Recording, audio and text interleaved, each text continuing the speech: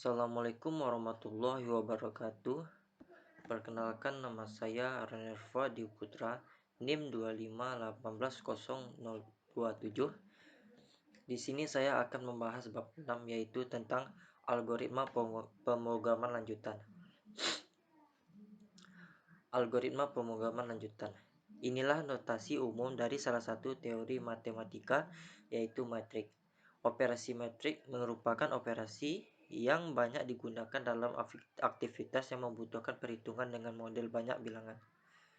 Cobalah buka kembali buku matematika kalian yang membahas matrik. Kalian akan melihat banyak sekali yang bisa kita lakukan dengan matrik.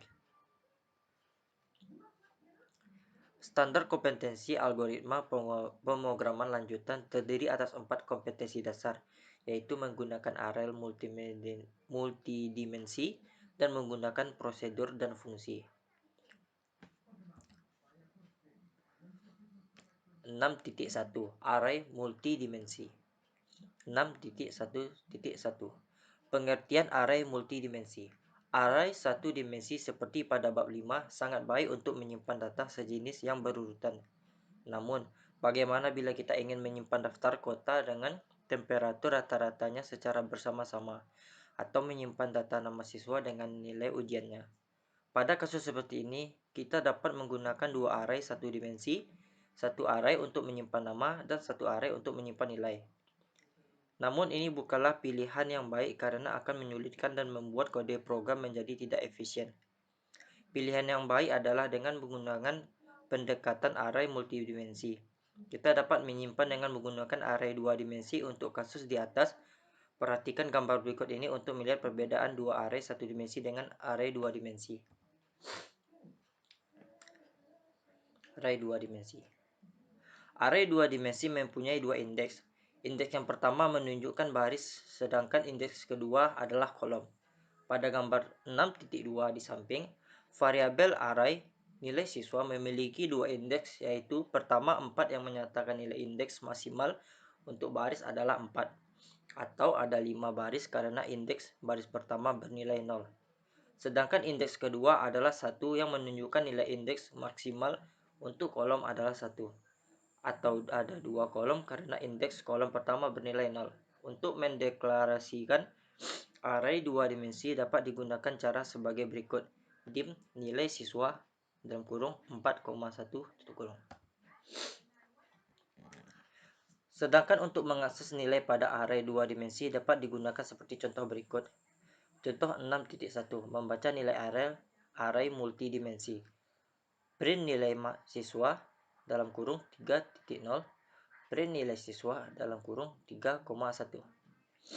Pernyataan pertama dari contoh 6.1 akan menghasilkan output dono, baris keempat dan kolom pertama. Sedangkan pernyataan kedua menghasilkan output 56, baris keempat kolom kedua.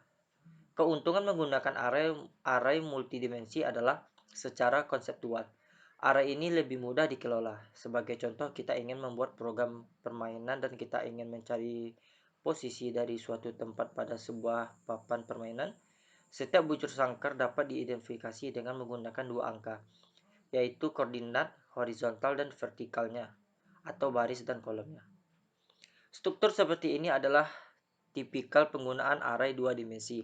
Koordinat horizontal adalah indeks barisan, sedangkan koordinat vertikal adalah indeks kolomnya. Bentuk array multidimensi ini dapat dikembangkan menjadi lebih dari dua dimensi. Pernyataan dim matrix 9,9,9 akan membuat array di multidimensi yang memiliki 1000 elemen, 10 kali 10 kali 10. 6.2 Operasi matriks dengan array multidimensi. Seperti disinggung di awal bab ini, kita bisa menggunakan array untuk melakukan operasi matriks. Perhatikan gambar 6.3 di samping.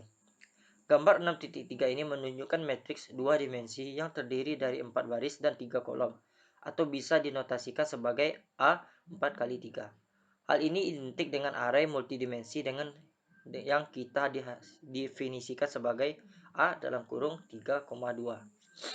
Perhatikan kembali angka pada indeks array selalu lebih kecil dari jumlah sesungguhnya, karena indeks selalu dimulai dengan 0. Sedangkan indeks pada matriks dimulai pada angka 1. Untuk membuat array atau matriks seperti pada gambar 6.3, maka kita memerlukan struktur pengulangan. Bentuk for dapat kita gunakan karena kita telah tahu pasti berapa baris dan berapa kolomnya. Gambar berikut menyajikan flowchart untuk membuat matriks pada gambar 6.3. Pada gambar 6.4, kita bisa melihat dua buah variabel counter, yaitu I dan J. I digunakan untuk membuat indeks pada baris yaitu 4, baris 1 to 4. Sedangkan J digunakan untuk membuat indeks pada kolom yaitu 3 kolom, 1 to 3. Pembacaan data akan berlangsung sebagai berikut. A dalam kurung 1,1, A dalam kurung 1,2, A dalam kurung 1,3, A dalam kurung 2,1, A dalam kurung 2,2, A dalam kurung 2,3, dan seterusnya. Gambar 6.4 di samping algoritma untuk membuat matriks 4 kali 3.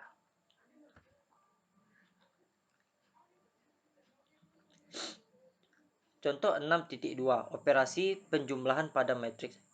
Perhatikan matriks berikut ini.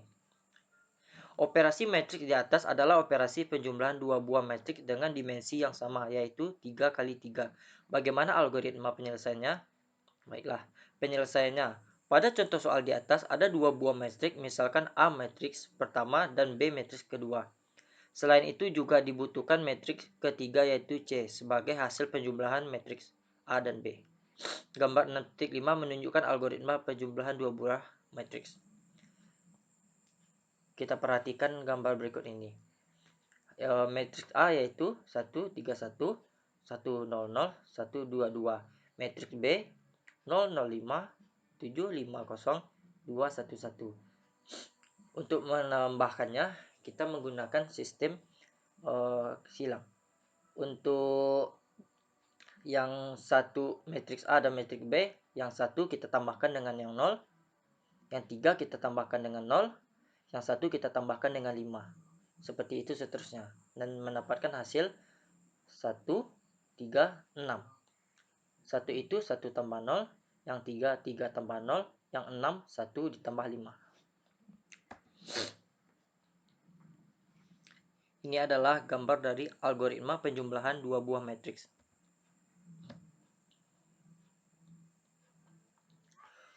(6.2) Prosedur dan fungsi. Prosedur adalah sekumpulan perintah yang merupakan bagian dari program yang lebih besar dan berfungsi mengerjakan suatu tugas tertentu. Prosedur atau kadang disebut dengan subroutine atau subprogram biasanya relatif independen. Terdapat bagian kode program yang lain, atau sebenarnya prosedur dapat berdiri sendiri. Keuntungan menggunakan prosedur adalah mengurangi duplikasi kode program, memberikan kemungkinan penggunaan kembali kode untuk program yang lain, memecah masalah yang rumit dalam masalah-masalah yang lebih kecil dan lebih mudah diselesaikan, membuat kode program lebih mudah dibaca, dapat digunakan untuk menyembunyikan detail program. Pada flowchart untuk menuliskan prosedur digunakan notasi predefined process. Lihat pada bab 5 notasi flowchart. Secara skematis, penggunaan prosedur dapat dilihat pada gambar 6.6.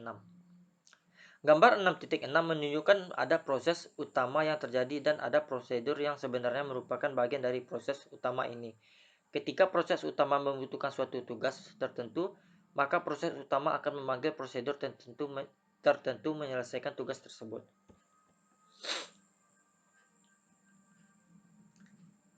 Perhatikan contoh berikut. Contoh 6.3 prosedur. Buatlah algoritma menghitung luas segitiga, segi 4, dan lingkaran. Penyelesaian. Untuk membuat algoritma ini kita dapat memandang proses perhitungan luas segitiga, luas segi 4, dan lingkaran sebagai bagian program yang berdiri sendiri. Kita dapat membuat prosedur untuk masing-masing proses, dan kita dapat memanggil prosedur tersebut dari proses utama.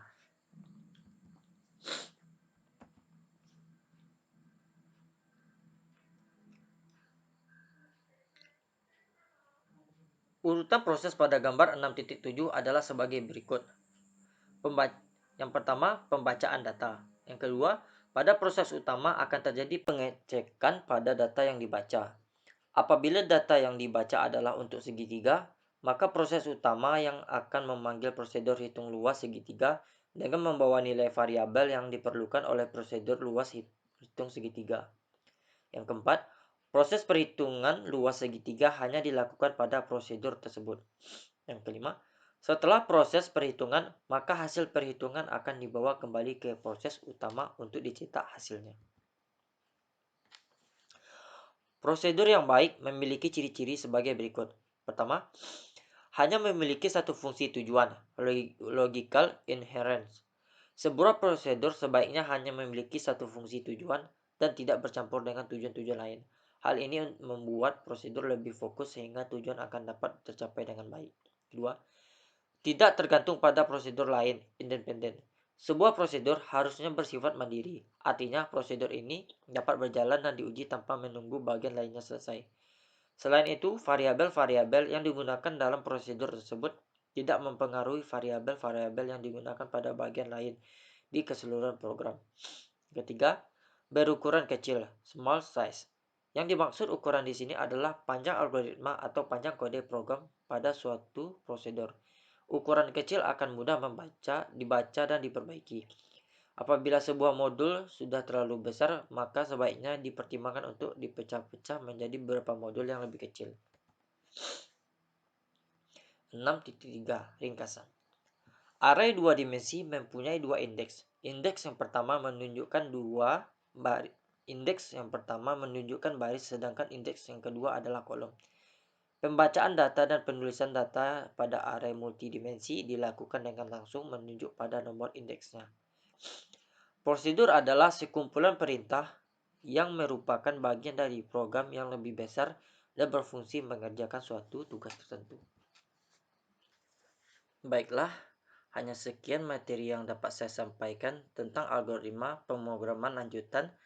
Terlebih dan kurangnya saya mohon maaf. Wabillahi taufiq wal hidayah. Wassalamualaikum warahmatullahi wabarakatuh.